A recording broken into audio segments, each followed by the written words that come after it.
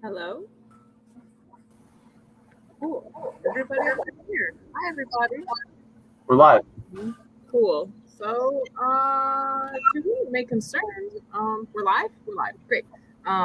This is the Book of the Month Club. Woo hoo hoo. We're doing Silver Silver Black by Donny Cates and Stradmore. At present, it's 15% off because it's the Book of the Month, and you can still grab that for the next 2 days, either in stores or online, which is exciting. Not in our Detroit store, we are out, but the other stores and online probably has them. So yeah, we're just gonna sit here and talk about this book, and it's gonna be really great. And Mary, I work at the Detroit store. Who are you two? I'm Billy. I work at the Ann Arbor shop.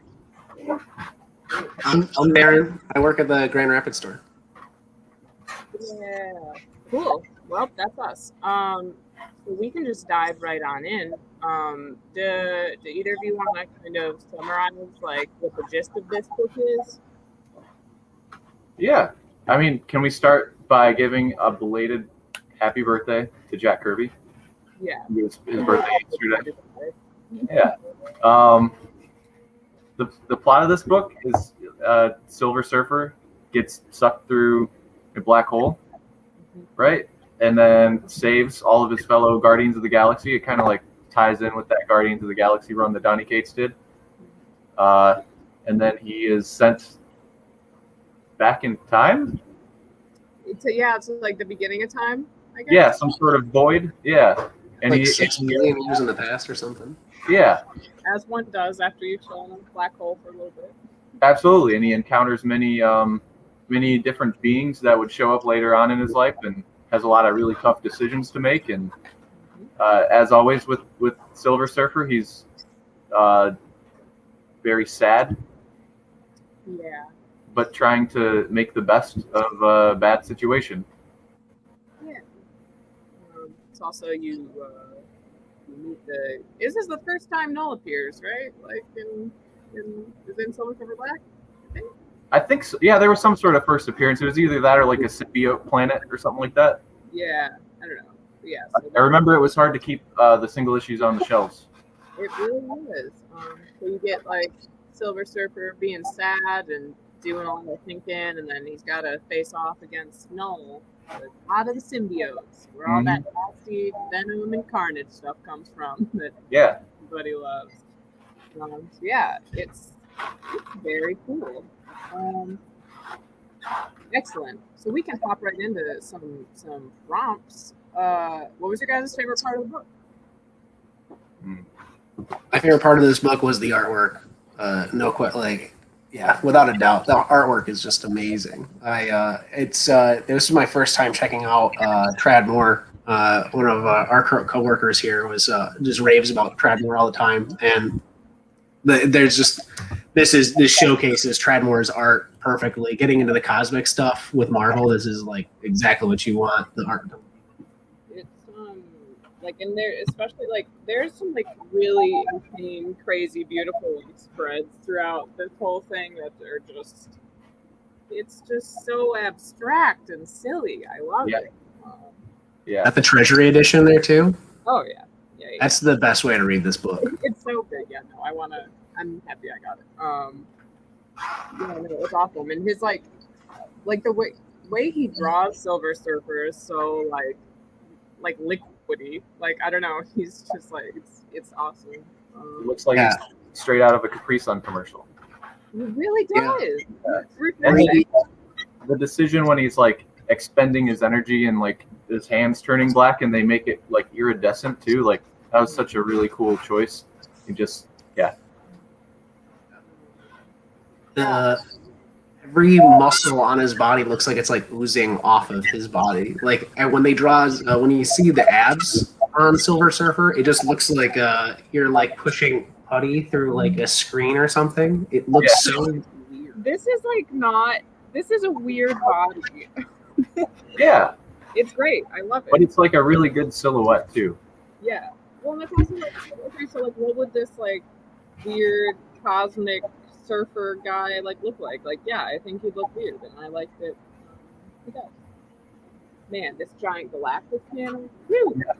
Yeah, I mean that's a wonderful Galactus right there. The way he draws that helmet too. Yeah. I think I mean I'm also my favorite part also is definitely the art, like the just everything about it. It's amazing. Like the Ego, the Living Planet bit, it's just like lines. It looks like a weird mold colony, and there's strange little like creatures when Silver Surfer goes to the surface, like little deer things. Yeah, yeah. Look at that. Have either of you seen the first appearance of Ego in the Mighty Thor run? I think it's I have it pulled up over here. It's 132 Mighty Thor. No.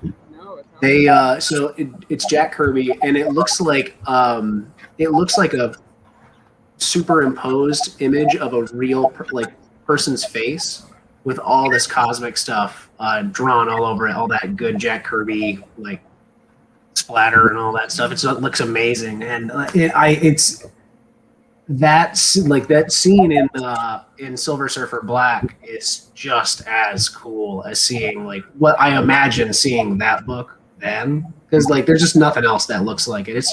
Like Ego takes up the whole page. It just looks amazing. Yeah. I mean that's part of it. It was like this feels like Trad Moore doing like riffing on Kirby stuff, like all that amazing cosmic stuff, because his stuff it just gets like it's like abstracted. There's just normally like Trad Moore stuff that I'd read before this was like Luther Strode and A New World, which takes place on a terrestrial plane. So everything, even if there's like a fight scene and like the ground is like rippling under the figures like moves and stuff like that, there's still something to like latch onto. There's still like a gravity and a rule to everything. But this, he just goes all out because it's just void. It was really cool to like just revisit this too. I think it also like it. I don't know. I mean, I read a bunch of Donny Cates stuff because he writes fun things constantly. Yeah. But I felt like Silver Surfer Black was like a little bit kind of atypical, or like kind of, I don't know, like it like he tends to like write a lot of like jokes into his stuff, and it's all very like action packed. Whereas like I feel like Silver Surfer Black like had like more of a, I mean, it's Silver Surfers, and he's just thinking and brooding and having his existential thoughts all the time, and like it's very poetic in some ways, and like it feels so philosophical sometimes. Like there's moments that like when I was going back and rereading it really I was reminding myself just how often I was like getting very introspective when I was reading the book initially, and like just thinking about all the choices I've made in my life, and like it's weird that like this book did that for me. I don't know. It's because it was brand new when it was coming out. You just don't expect that out of a brand new book, but man, it's so good. Existential was the word I was looking for when I was like, how do I describe this book? Yeah, it definitely feels a bit more moody than like, I'll pick up a Donny Cates book to like have a good time and see some cool action, and then, well, like he did that with God Country too. I feel. Oh yeah, he did that. It was a very fun and like cool idea, but then it brought that like that father-son sentimentality into it. So yeah, he can do that when he wants to, which is cool. And he did like, and like I don't know. I mean, Silver Surfer's like interesting as like a character, anyways, right? Because I mean, like he spent like half of his existence just being like, all right, finding some worlds for Galactus to eat. I'm just gonna chill while I get eaten or whatever. Yeah. And which is what he's so moody about this whole thing. He's like, oh God, I let these planets be destroyed. Yeah. Whatever. But like, I think it's interesting too because I don't know. I think Galactus is like he's a villain, I guess, but also like I don't know. He's like just like an interesting character, and there's like a part in here where like Silver Surfer's on Ego. And, Ego's like, oh, something hurts inside me, and Silver Surfer's like, I'll go in and get it out. And it's like, it's the beginning of time, so it's Galactus and his little like incubator thing. Silver Surfer's like, I'm gonna kill you, so I don't, the world can be the universe can be a better place. And Gallon's just like, well, I hear what you're saying, but consider, like, you'll be just like me, that I guess you're saying I turned into or whatever. And Silver Surfer's just like, ah, crap, no, I don't want to be like you. Like, I'll cast you back on your path or whatever. I don't know. I don't know. It's just weird, and it's just like, just gets into just like gray area stuff. It's like, oh yeah, like everything has to be balanced, and I don't know. Watu shows up, and he's just like, you can't kill Galactus. And so Yeah. Ripper's just like, you're supposed to be watching. And I mean, I feel like that's definitely a thing that Cates is like. He likes to do that, like in Cosmic Ghost Rider, he's gonna kill baby Thanos, and so I was like, oh, you did that, but I don't know, like having a Watu, I guess, step in is cool, because like I've read other books where Watu has had to step in and be like, hey, don't do that, like that's bad, and he shouldn't, because he's just supposed to be watching. Really wouldn't recommend. Yeah. But he has that. It's a similar type of character, because like what you were saying, Mary, like they're always posed as a villain. Galactus is always like, I don't know, posed as this villain, but he's just a force of nature in Marvel. He's everything he does is, it's not really for a purpose, but like he is that purpose. It's weird, but it's so cool. Yeah. They're like, no, he has to be like a part of the universe. He has to like eat these planets. It's just the way things are supposed to be. Yeah. Okay. And didn't they get into his whole backstory and the history of the Marvel Universe too? Yeah, I think so. So he was part of like this ancient race before our universe, and kind of exactly like Silver Surfer was forced to like step into this role and be the devourer of planets in our universe. It's he also Donny Cates touches on it in his Thor run as well. I think it's the Black Winter, I think it's called. Yes. Yeah. Mentioned in here. Yeah. Oh, it does. Yeah. Yeah, and the Black Winter is what Galactus is in the universe that existed before the Marvel universe, or something along those lines. I'm not sure. It's like universe or whatever, I guess. Yeah. Yeah. I don't know. Yeah, they really touch on a lot of different things in here, and it's actually like, I don't know. I mean, it's like fun if you're like tuned into like some of the other Marvel stuff, because like when Uatu shows up, like he's like, so you could kill Galactus, but like here's all these other universes that have like happened, and they'll like just touch on these mini series and stuff, like events that happen in school, which like I don't know. I like a little bit of like continuity stuff. I think it's great. But yeah. They touch on the Thanos Wins series. They did, they like something like, oh, like there's a universe where like you're, I think he's wielding Mjolnir, and like at the end of Thanos Wins or something, and like he died. And Thanos, I don't know, whatever. Brutally dies. Yes. Donny Cates did Thanos Wins too, Yeah. Yeah. That's a rune tune good time. You should check it out if you haven't. I think that was my introduction to all of this thing that's going on. The Donny Cates verse. Yes. But hey, also if anyone is just now tuning in, this is the August Book of the Month Club. We're talking about Silver Surfer Black by Donny Cates and Tradd Moore. You can still get this book for 15% off on our web store and in the shops if it's still available, which is ultimatemidnight.shop. If you like shopping online, if you like sticking around till the end, we're going to be talking about next month, or we're going to mention next month book of the month. If you have any questions or anything, feel free to put them in the comments. We'll answer them, or thoughts. We'll also listen to those. Cool. You guys have a least favorite part of the book? No, I don't. Everything about it. The one bad thing about this book is it wasn't long enough. I could have read 20 more issues of this series, dude. It's all I wanted. This book came out right around the time I started working at Vault of Midnight, and so I've always been like going to comic book shops and stuff, but as far as like being like a regular subscriber, I kind of like it was kind of here and there, but I needed to get every single issue of this. I got all of the variants for this series. I got everything. That's something we should talk about is some of the variants, dude. The variants for this book were wild. But it being a mini or a limited series, I was just bummed, dude. I just wanted more of it. I agree with that. I mean, I could do just forever as long as Tradmore can draw things. Just keep putting out things. I don't care what it's about. I'll read it. Yeah, it looks good. Okay.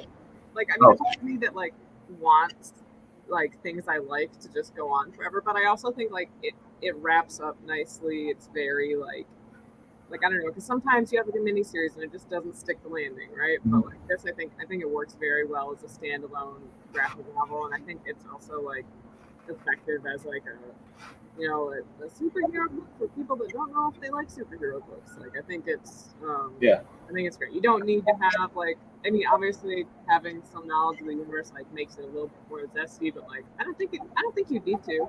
I think you could probably enjoy this for what it is, because you get the whole like summary of like, why is Silver Surfer sad and what's he doing? They tell you everything. Yeah.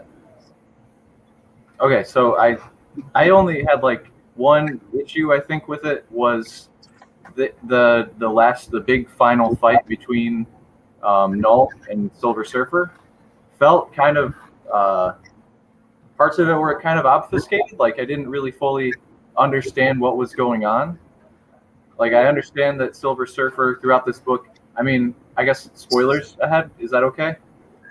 Yeah. At this point, if you are afraid of some spoilers, fast forward or something. I don't know. We're gonna talk about I won't get into too many details. Earplugs. But I know that eventually, and this already happened prior to this series in the whole larger Donny Cates Venom story. Null, the god of symbiotes, was like trapped, encased in this planet, right? Is that what was going on with him? And I think so. Then the result of their fight is Silver Surfer entrapping Null into a planet. Is that what happened? Yeah. I was like confused the first time I read it, and also I had to think about it because like I didn't realize that like this black hole like again time traveled him to the beginning of the universe. So I assume that's just like so he just traps him in a little planet until present day he starts acting up, doing his crazy stuff. Okay.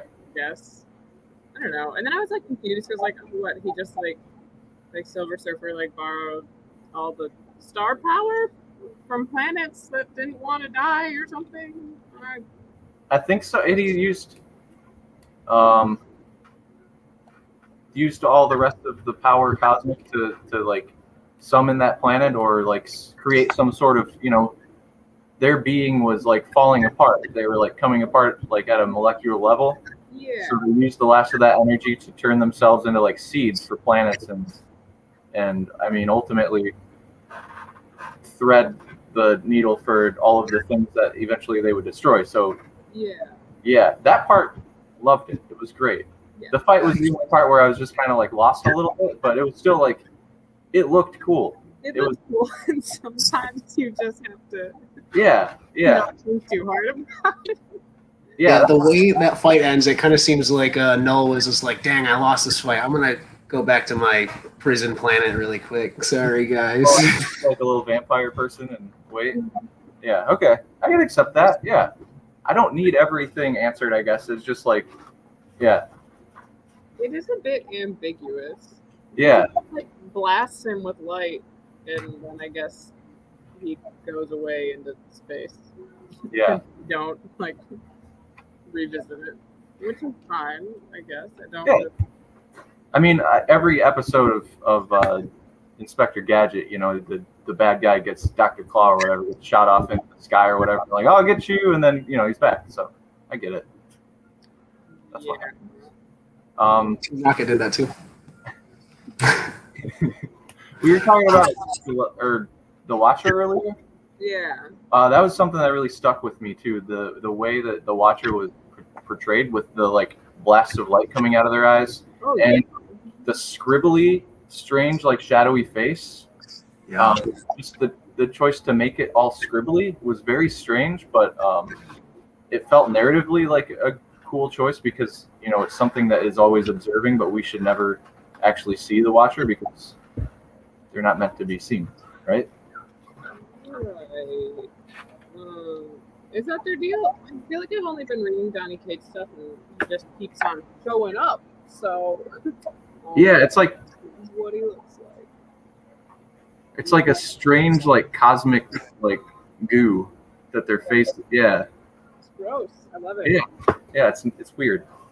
But yeah, he's really cool. I also there's like a part in here, and they like also like have like just a big panel of the original one where they like reference like Stan Lee's and Mobius's like Silver Surfer parable or whatever.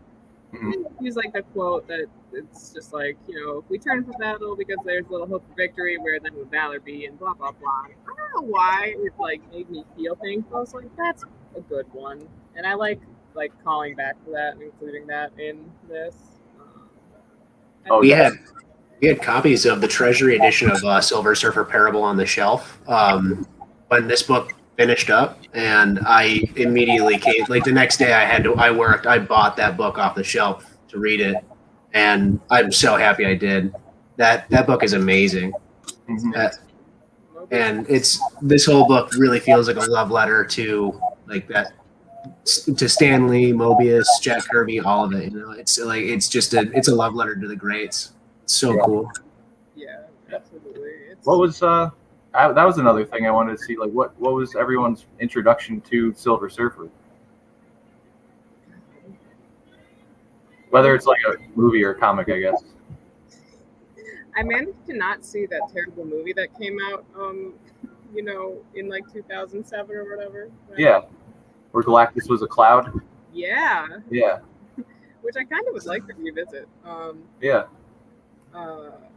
But I don't know. I feel like this was the first Silver Surfer thing I'd read, and I'd like to read more because he's a very interesting and cool character. And like it's weird because like I was like looking into him after reading this, and I'm like, so like having the power cosmic basically just like makes you be able to do whatever like you want. Yeah. Like, but you're still indebted to Galactus, I think. Like Galactus can. Yeah. It seems like a little hot and cold. Like they just keep leaving each other and going back to each other and blah blah blah. Yeah. I mean, when he gives Thor the power cosmic, like Thor uses that to just crush him, dude. It's nuts. He's got that whole God thing going on, so I don't know. Yeah, Thor's got some issues going.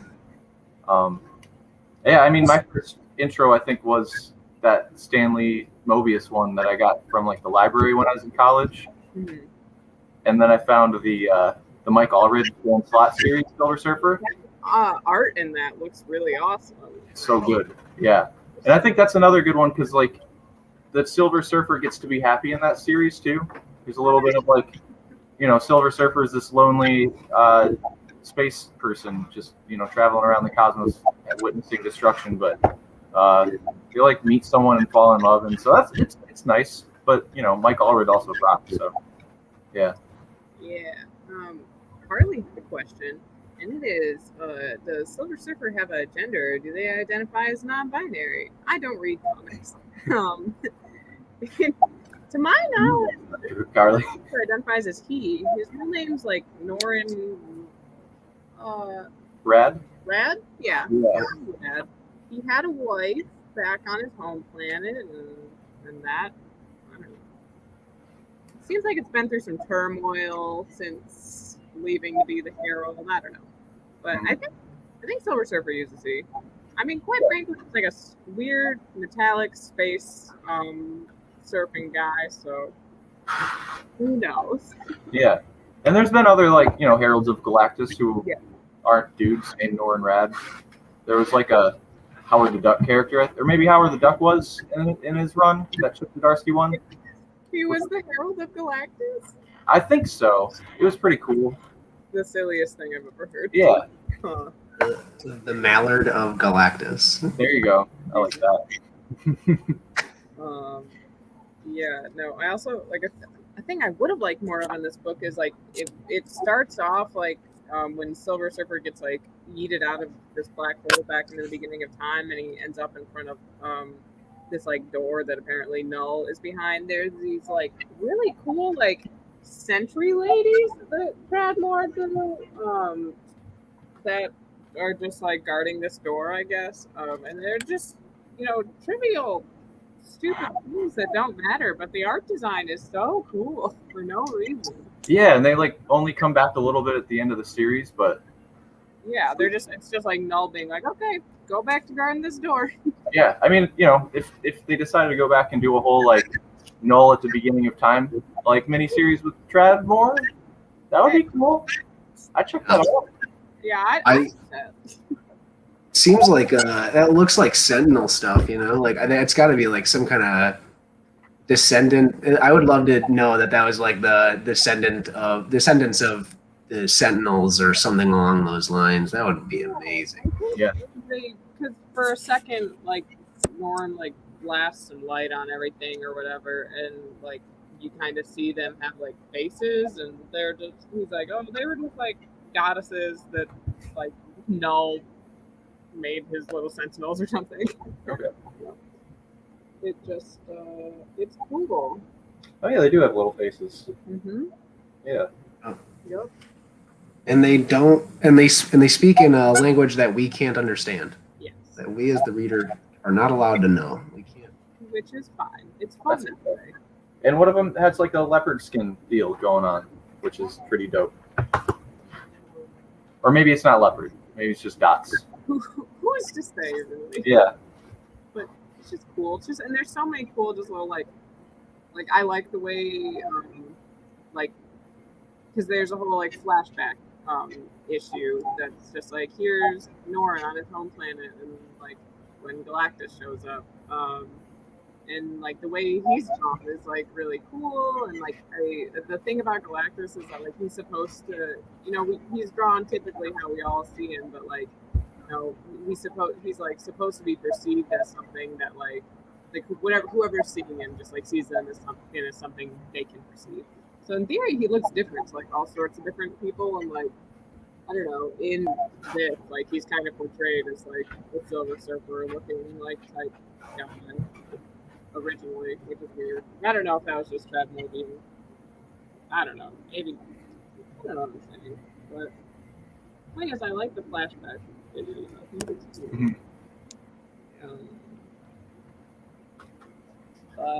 It's cool seeing Zen Law like that and seeing like what he had to do to become the Herald. Yeah, he felt like was right. Definitely. And then he became the Grim Reaper because of it. Yes, I mean that's He did. that comes with the territory, I guess. So I had a thought, and it's a dumb thought while reading this, but I just thought there was a lot of like Christ myth parallels in the whole thing. Because Norrin Rad like gave himself to save his people, and suffered a lot because of that. It's a line you can draw with most stories though, because it's like a whole the Campbellian thing. But I just thought that was funny. And then at the end of the book they do it again where he like gives himself. He knows he's coming apart. He accepts his fate, and with that, instead of just dying, he gives what is left of him to create the universe. But anyways, that was it. Yeah, that was just a weird little thing I saw. I guess I was like confused too because is he destroyed at the end of this, or like does he just go back? Does he just live till modern times? Does he go back to modern times? When we were initially reading this, we were all bouncing ideas off each other, and he does say, I think when he puts his life essence into the ground, in that planet. I think he's creating Zen Law. I think he's creating his own planet at that moment. Yeah. And so he's kind of like, it's this weird cycle, that he is the cause of. His whole life is kind of the cause of this cycle that he started. Yeah. The story. And that part I got, but I think can I just open to the last page? Let it rip. There it is. So there's this scene when he's coming out and he's like all black iridescent. Yeah. And he says I return in the black. And did he ever come back in like Guardians of the Galaxy or anything from that black hole? He does it. I think it's like, yeah, like I don't remember what I was reading, but it's like, oh, there he is, and he's black. So okay. Yeah, he comes back in King in Black. Oh yeah. Okay. Yeah. And then he's also, well, never mind. He's in Defenders too right now, but that's like a whole separate its own thing. Yeah. Oh, also, okay. I wanted to talk about that brief moment when he was taken over by the Venom symbiote. Mm-hmm. And the Void Knight. That was pretty cool. But then, the Power Cosmic was just like, nope, and then exploded it and whatever. Which makes sense. The whole thing is like dark versus light and balancing, and yeah. That's when Ego kind of steps in too. I think Ego is like, oh, this isn't good, and like blasts him with some kind of beam of light. Oh, that's such a sweet age. Yeah. It's good. Give me symbiote Silver Surfer. That's what the people have been sleeping on. Everyone else gets a symbiote these days. Yeah. I do think it's interesting, this whole concept of like balancing like the light and the dark and stuff, but like generally everyone's like, yeah, but Null's a little too dark. We kind of don't want him running around, so stop that one. Yeah, I mean, he wants to envelop the entire planet in nothing, so that's no good. I get it. I guess. Yeah. I wouldn't want that either. Yeah. Should we talk about the variants for this book? Sure. Because this is how I got introduced to Peach Momoko. Mm-hmm. Are either of you fans of Peach Momoko? I know it's something that you can't avoid it being in a comic book store right now. Her covers are literally everywhere. Oh yeah, I mean, I feel like they did a cover for like Fantagraphics Red Room. Okay. Yeah. Oh yeah, they did. That cover is actually really cool. Yeah. I'm not a super. I think she's very talented, but it's not. Sometimes she'll do something I'm really fond of, but I'm not like a Peach Momoko cover collector. Same. I'm not trying to find all the variants. But their work is amazing. Like you, Darren, are you? Peach's cover? I was a Peach Momoko collector, and then it got too difficult. I was also a Scotty Young variant collector at one point in time in my life, and then that became a challenge. Mm-hmm. I feel like every week, like multiple titles. She's like, all right, here's a bunch more. Like it's every Marvel book we got a Momoko cover. Does not stop. I mean, they've had covers for like a Blaze Comics, Conan reprints, and they're all over the place. Yeah, dude. And I commend them for like in an age where most artists are doing inking or even coloring digitally, but like sometimes inking digitally, doing everything digitally, but like Momoko is just doing these watercolors, and I think I haven't seen their work like bare or anything, but is it all traditional watercolor? Yeah, it is. Yeah,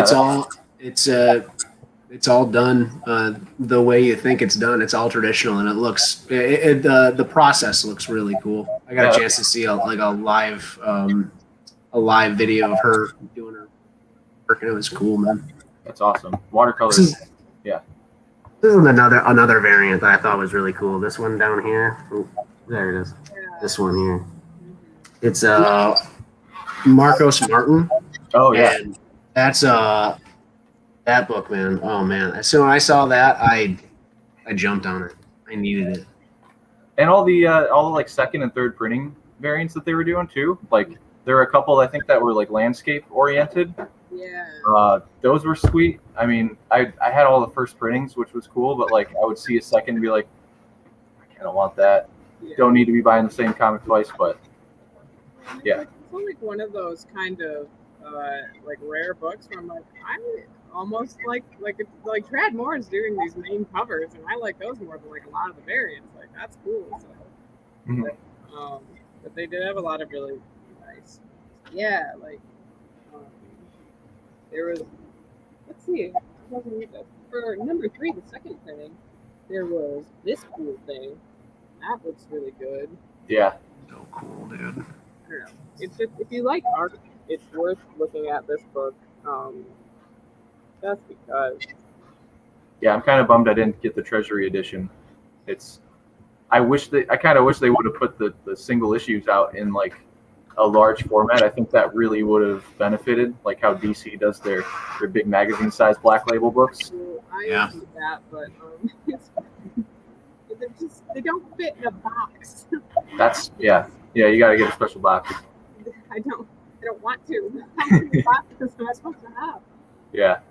You gotta start a magazine box stack, and that adds up. Yeah, I like big format, like collected stuff, but then like single issues, I want them all in one place. Would you read the book by Donny Cates? I have, and I plan on doing more. Yeah. I mean, he's got the Hulk coming out with Ryan Otley of Invincible doing the Hulk drawings, so that's gonna be cool. Can't lie. The preview for that looks like they're gonna try and make if they give us kaiju-sized Hulk, scream, dude. Yeah, get out of here with that. That's too much cool stuff. Yeah. It's gonna be a rootin' tootin' good time, absolutely. Yeah. Yes. It's pretty consistently writes absolute bangers. If you want to have a fun time, you're in for it. Yeah. Check out his store run. The Want to check out something that's not Marvel. He does a series called Redneck, which is about Texas vampires. It's wonderful. If you already are a big fan of Donny Cates, crossover is Donny Cates' love letter to himself on every single issue. He is just it's very special. And Madman shows up in Savage Dragon, so right? What was that? Oh, Madman and Savage Dragon, and Chip Zdarsky is a character in one of the issues. yes. So Yes. It's just like weird messing around with comics. Yeah. Oh, Kinoa says God Country also. Yeah. Country. Thanks, Kinoa. Also, there's a comment from Paloma that says, "Great mustache, Billy." So, good job on that one. Thanks, bud. Paloma. You did it. Let's see. I don't know, guys. Do you have any other thoughts about this year's book? I love when Marvel is willing to put their money in and do like an artist you wouldn't normally see on like a superhero book and just give them a mini series. Yeah, because another one I want to shout out that spins out of the whole Donny Cates stuff is Beta Ray Bill, which Daniel Warren Johnson just killing it every issue. So good. Yeah. I think if you have read Silver Surfer Black and you liked it, I think Beta Ray Bill would be a really great thing for you to check out. Absolutely. So that's like Daniel Warren Johnson has like a super stylized, really like awesome, like fluid like art style. And it's like really funny, but it also does get a little existential at times. Yeah. Yeah. I also wanted to mention Dave Stewart too, the colorist. Oh, yeah. I mean, color like half of comics, I think, right now. But I would want to see like the communication between Trad Moore and Dave Stewart, just because like the choices they're making are amazing, but also just like having to rein in all that like cosmic little like line work and noodling and it's chaos in that book. Like some of those like big like sprawling like organic panels and like stuff with ego. It's just like, yeah. How did you pick these colors? Like, Stewart was just killing it. Yeah. Yeah, absolutely amazing. I feel like all of the people that had their hands in this book, like it it works so well together, and like if you changed anything, I don't know if it would have the same effect. But it does. It's great. Question. Noah said, "What character do you want to see Donny Cates do next?" I mean, he's doing Hulk next. What could you ask for? I'd say Superman. Give me Superman. I want to see Donny Cates on a Superman story, like a Silver Age throwback story. I think it'd be great. Yeah, I would check it out. I don't know. I mean, Trad Moore already drew Ghost Rider, but like get Donny Cates on a Ghost Rider with another like wild artist like this, and I'll check it out. Yeah. I mean, he did the first like run of Cosmic Ghost Rider. Yeah, that's true. Really, which is just a silly time, but yeah, I don't know. Oh, Doctor Strange would be cool too. He did some Doctor Strange stuff. It's really good. It's Really? Yeah. Oh, jeez. I don't know. Basically, all of like recent Doctor Strange runs are really good and worth checking out, in my opinion. Yeah, Donny Cates stuff is insane. It's great. Did you guys get a chance to read the writer's note at the very end of the book? Oh no. Read the pictures. What does it say? He was talking about how he just finished up the book. He was in I think he said a Minneapolis airport, and he just finished up the last issue of Silver Surfer Black, and he found out that he also found out that Stan Lee just passed away, and so he said that he rewrote everything, and really wanted this to be something that Stan Lee would be proud of. And I didn't read the writer's note until maybe 15 minutes ago when my coworkers told me to check it out and give it a read, and it made me feel emotional again, about all that. And I remember when Stan Lee passed away, and like they did the next Marvel movie that came out, and they did all the slides of him, and I got a little teary and everything. And like, the memories, dude. I can't imagine. Absolutely crazy. And it does, like, I don't know. The book feels fine tuned. Like we all said, like it'd be great to have more of it, but I just think it's like it's perfect the way it is. But, yeah. I knew I loved it, and I read it when it was coming out, and I hadn't working in the comic shop. There's always new stuff coming up. There's old stuff to read, whatever. It's hard to reread stuff. And then I reread it for this. I was like, wow, this book is like amazing. It makes you think sometimes. Absolutely.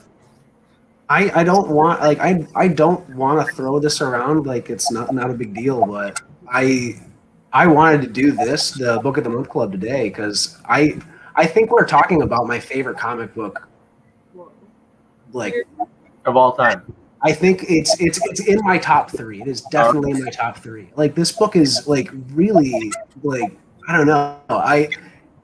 It stood out so much to me when it was coming out, and I've just never seen anything like it, and I haven't seen anything like it since, and it's just so powerful, dude. It's really stuck with me. I love this book.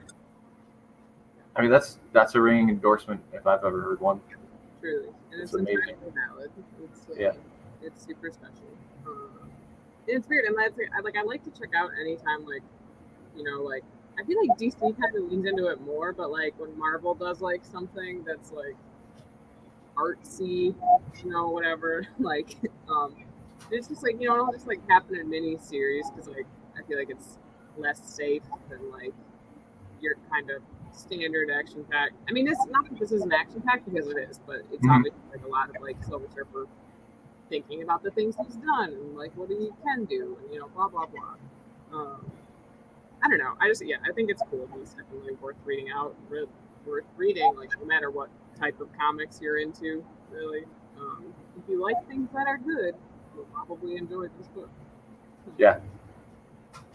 Well, we're hitting closing time just about, I think. So, also in this book, Tradmore draws Silver Surfer's butt a lot, and it looks really great. He's cheeked up throughout the whole thing. So Yeah. also butts. Read this book. Great Silver Surfer butt. There's Yeah. bountiful of it. Okay. I had to get it off my chest.